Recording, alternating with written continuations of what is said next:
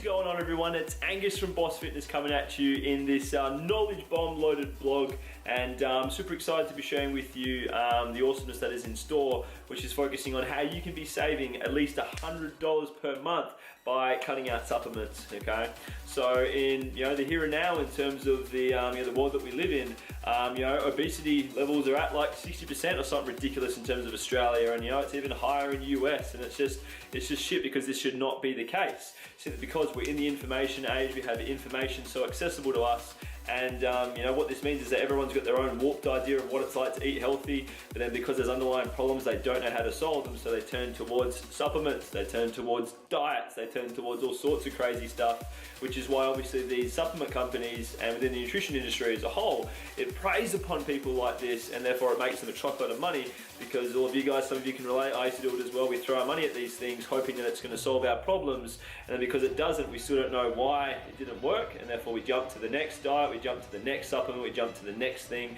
and the underlying sort of shit is still left there to grow, and as we get older, it becomes harder to lose that actual body fat that's holding us back. So what I want to be showing you today is a real insight into what supplements and things you do not need, and basically what is shit, and then give you insight as to what is actually beneficial and what you can actually be doing to actually build a better relationship with food, to maximize the use of those few supplements that actually are legit, and therefore save yourself a truckload of money to then spend on other stuff in your life which is actually important to you and brings you actually happiness, rather than just pouring it down the drain into supplements that aren't relevant or that actually don't benefit you at all. Okay, let's get into it. So what I want to be sharing with you first and foremost is a list of supplements that you actually do not need. So we're going to kick off first with product sort of based program things, and these are things like you'll see Herbalife, okay, Isogenics, Your Health, Juice Plus, what are some other big ones? Sort of those ones that you've probably seen where it has awesome transformations and whatever. But yes, this sort of stuff can get results, but why I'm not actually a fan of these things is because your results are then dependent upon the continuation of that meal plan or on the supplements that you are using, okay? So if you think about it, because you are going to be eating food every day for the rest of your life, it makes sense to actually begin with the end in mind. In other words, create results which are actually coming from the usage of only food, knowing that when it comes to you actually maintaining what you achieved, you aren't then relying on a list of supplements that you are using to be able to try and stay there, okay?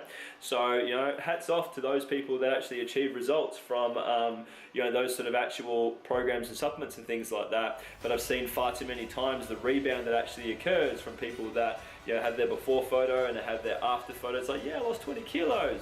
But, their life gets busy and they've got stuff on and they can't maintain the 1200 calorie diet that they're on with a truckload of supps and pills. So naturally what happens is they go back towards what they were eating before and what they were doing before, which means that they've then got a after, meaning that they gain all this weight back, okay? And, hopefully this doesn't ruffle any feathers, but to be honest, I don't care. All I'm doing is just sharing from experience, because I went through a lot of those things before. And I'll tell you what, learning how to actually manipulate the usage of certain foods and what actually matters the most for fat loss has saved me a lot of money that I now use towards personal growth and growing my own business and expanding myself, rather than pouring it into supplements, and it's been incredibly freeing having this perspective instead. Some other supplements that you do not need are things like green tea X50. Okay, this is apparently a tea that allows you to burn more fats because it's apparently got more antioxidants. Yeah, you don't need that. Things like toning cream, okay, which you rub over your skin and over your cellulite areas and whatever. This sort of stuff does not burn fat. It does not rid yourself of cellulite, okay? There's actually a process that goes about it, and it is not through rubbing yourself with certain creams. Anything that has the word fat burning in it is stuff that you want to discontinue the usage of, okay? This applies to fat burners, fat burning tea, fat burning juice, just whatever. Okay, do not use this stuff because it does not do anything. It's basically just expensive tasting stuff which does absolutely jack all. Okay, pre-workouts you do not need. Okay, you can utilize sort of any sort of food. Okay, if you actually enjoy training on a fasted stomach, hey, we'll just have like some coffee, okay, some instant coffee or whatever, because that would generate the same sort of effect, okay? Just because you took a pre-workout does not mean you're all of a sudden going to burn more fat in your workout compared to if you had absolutely nothing, okay? Things like Oxy Shred and whatever as well, you don't need things like this. Remember that a calorie deficit is what creates the process of fat loss, not eating certain fat burning foods or certain, fat burning anything, okay? You do not need weight loss powders, weight loss shakes, weight loss meal replacements, okay?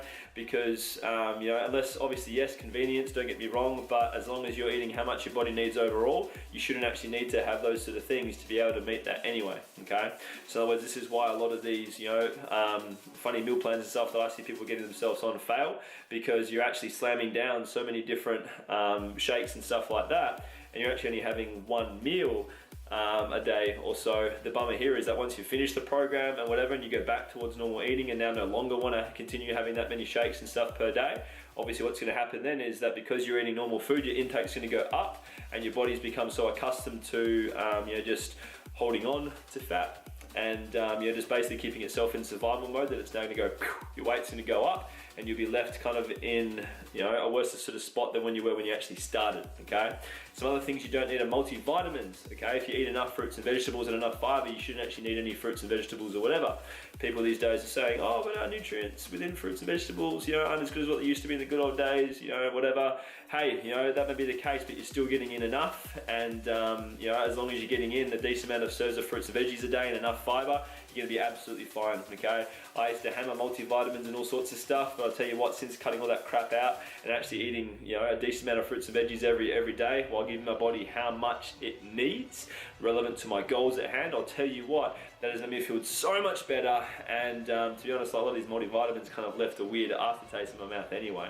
Some other stuff you don't need are things like BCAAs, okay? A lot of people seem to be smashing this that are on the workout scene, okay? Chances are you've probably seen some people that drink it while they're working out, thinking that it's gonna cause them to tone their muscles better and be able to lose fat better and stuff like that. No, you can get BCAAs from food, ladies, okay? You do not need to be pouring dollars into something like this. Same as things like carb blockers. You've probably seen a few of this floating around on social media at the moment, which is where if you, I think it's some drops, I think it is, or some pills that you take, where if you have a few of them, it's then gonna block the energy that comes from the carbs that you're eating. So if you have enough drops, that means that you're basically not taking any carbs, okay? So there's a decent list for you, okay? There are actually some more, but what I've done here is sort of just listed the main ones that I see people getting on, okay? These are all examples of things that you do not need. And what you should be doing instead is actually focusing on, like most of you ladies' goals would be to get tight and toned, okay? Which basically means to lose body fat. To be able to create that, you need to be eating a certain amount in terms of realizing how much your body needs, okay? Be consistent in meeting that daily, and then choose what foods you want to eat to meet that at the times that you want to, so that you can be consistent, okay? Now these fundamentals, okay? Be consistent with that, and then from there, we'll move into what supplements are actually legit once you've nailed that. So flowing now into what supplements are actually of benefit, if you will, once you've actually got the fundamentals with food nailed, are things like taking a protein powder, okay? This can actually be beneficial, okay? Because the most common thing that I see when I chat to people in terms of having one-to-one calls together is that they're actually not getting in enough protein. So a standard sort of rough guideline in terms of how much protein you should be taking in is about 0.8 grams of protein per pound of body weight, okay? Obviously you can get away with having less, don't get me wrong, but be wary of the fact that this is where you can risk you know, sort of doing a disservice to your muscles, okay? But from my perspective as well, why would you want to have less protein when it's actually protein that keeps you full, okay? I don't know about you, but I want to actually feel full and satisfied from the meals that I'm eating, and it's actually protein that does that, it's fiber that does that, okay?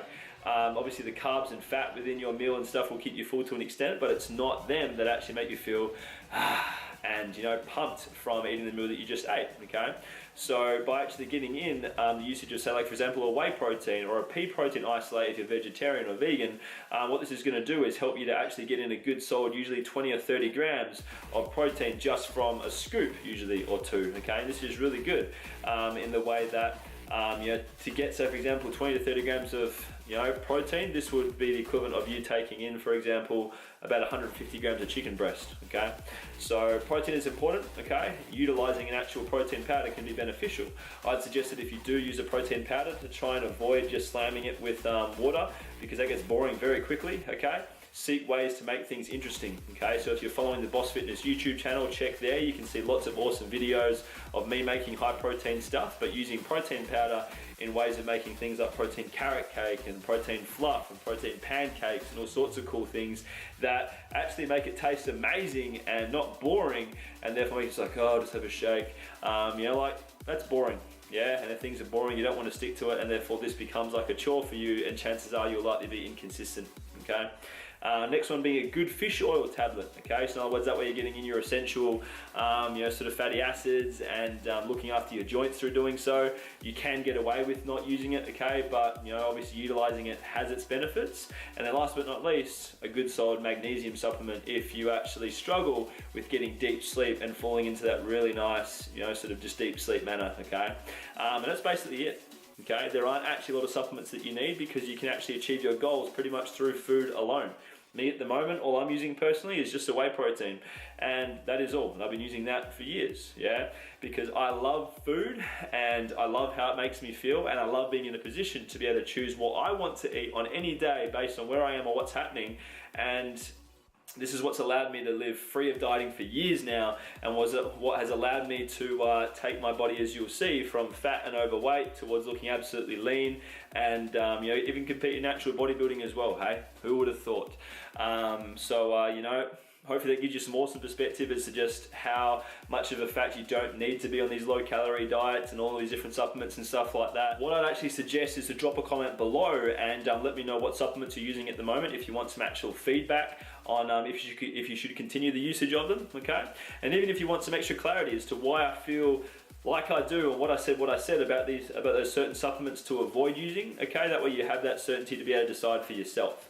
And if you're someone that actually feels kind of lost amongst the big bad world of supplements and nutrition and stuff like that, and you want some extra clarity and one-to-one help, what I'd love to do is actually to have a chat with you one-to-one, okay? Click below and you can get access to a one-to-one Dream Body Breakthrough call with me. And what our aim of the game within that is to basically be nice and clear on where you are now, become clear on where you want to be, and be able to pinpoint what's actually holding you back from bridging the gap between the two places, so that we can actually develop a strategy and an actual plan that's going to streamline your process and allow you to just go from point A to point B as quickly and as safely as possible. Because let's face it, who loves doing the same things over and over and getting nowhere, yeah? Who loves pouring lots of money down the drain into supplements that do nothing? Yeah, so here's an opportunity for you to take things to the next level in a way that's going to allow you to create amazing results and never have to actually diet a single day in your life in achieving them, okay? But hey, hope you enjoyed the knowledge bombs from me today. Any questions, as I said, post below, and stay tuned for next week where I'll show you another blog and just drop you some more bombs and show some more love there, okay? So I'm Angus signing out. Be real and be the boss. Take care.